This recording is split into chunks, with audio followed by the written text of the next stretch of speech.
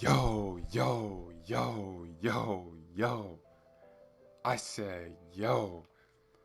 What's good, YouTube? It's your boy Jones coming at y'all with another video, man. If you guys are new to the channel, make sure y'all leave a like on this video. Hit that subscribe button if you haven't done so yet. And make sure that all of you guys hit the notification bell, so whenever I upload or stream, you guys will be notified. Also, guys, my links are down below in the description, man. Twitter and Twitch. Be sure to follow me on Twitch at JRanksTV. Whenever I'm streaming, you guys will be notified. Also, Twitter, man. Y'all can always keep up with me over there on Twitter. Follow me at RealJRanks, man. It'll be really much appreciated. The links are down below in the description. But we're gonna get straight into today's video. So, as you guys know, or if you guys do not know, every single 2 years, the build system pretty much remains the same. So I'll give you guys an example. So you guys know how in 2K17, there was, these new archetypes were introduced. Then 2K18, we had dual archetypes. 2K19, we had dual archetypes again. 2K20, we had pie charts. 2K21, current gen, we had pie charts. And then 2K21, next gen, we are now on the build system that you guys see right here. So as I just told you guys, there has been a trend. So it's likely that the trend may continue. I'm not saying it's 100%, maybe 90 to 10, but it's very, very likely that the trend of us being able to adjust all of our stats, select the player how we want to select it. Obviously the stats are going to get changed up depending on what your height, weight, and wingspan is, but it is likely that we will get this build system right here again. So what I wanted to do for y'all is just simply tell you guys how my thought process is and how I make my builds, because every single year I make a build is always good. It's never a bad build. This is how I make my build, and this is how I'm able to compete. So the first thing you have to ask yourself, guys, when you're going to make a build is, how do you want to play? That's the most important thing. It's not about, you can't think about anybody else. You can't think about anything. The first thing you have to think about is, how do you want to play? How tall do you want to be? Do you want to be 6'3"? Because you know that you're probably going to want to be an offensive heavy minded point guard. Do you want to have a little bit more height on your side and go 6'5" and say, you know what, I want to have a little bit more height, even though it may compromise my stats slightly?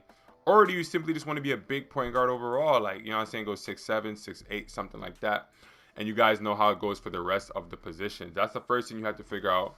What do you want to be? How tall you want to be? Obviously, when it comes to your weight, when you're adjusting your weight, like I said, it all ties back into how you want to play. Do you know what I'm saying? You can see the stats right there. Just go off of that. Now, obviously, we're going to get some news about how the builds are going to be, or things about the build over the next month, and it'll give you kind of idea. One thing I would tell you guys to do also is pay attention to the badges, guys. Just pay attention to the badges, meaning, what badges are going to be returning. What are some new badges? What's the takeovers that you can get? What takeovers will you be accessible to, or will be accessible to you once you figure out the build you make? Keep all that in mind, and then you'll be able to make the build. So personally, for me, I tell you guys how I like to make my builds every single year. So first things first, for height, I always like to have a big point guard. So I'll go with the biggest point guard with the best stats. So you guys know in the past, the 6'5" point guard for the past couple of years was pretty much the best you could do, because if you went any taller than that, the build got pretty terrible. But that's what I do. I'll go with the tallest point guard with the best stats. So if the tallest is 6'5" and I can have some pretty good stats, I'm going with that. If I can go taller than 6'5", and like this year where I was able to go 6'7" and still get some pretty good looking stats, then I'm going to go with that. So that's how I go.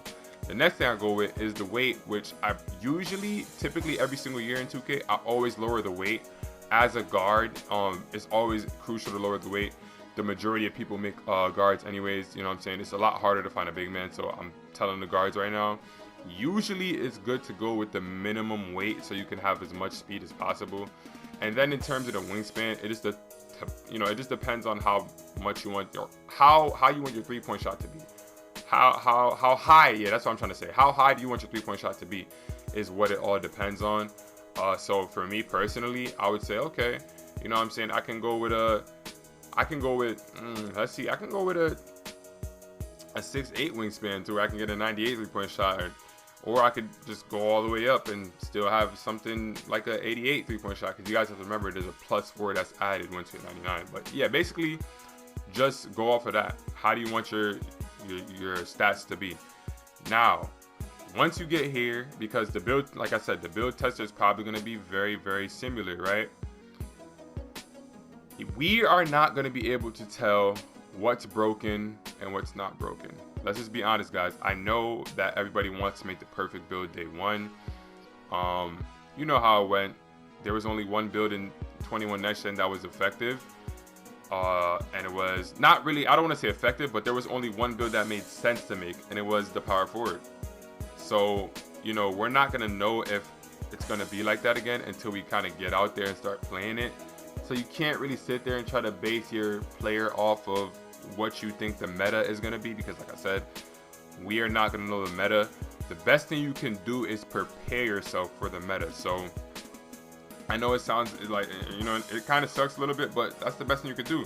Like when I made my player, I gave him good interior, but in all reality, I'm not gonna lie, by the time I did get Next Gen, I did already see the things that was wrong with the game. So that's always beneficial.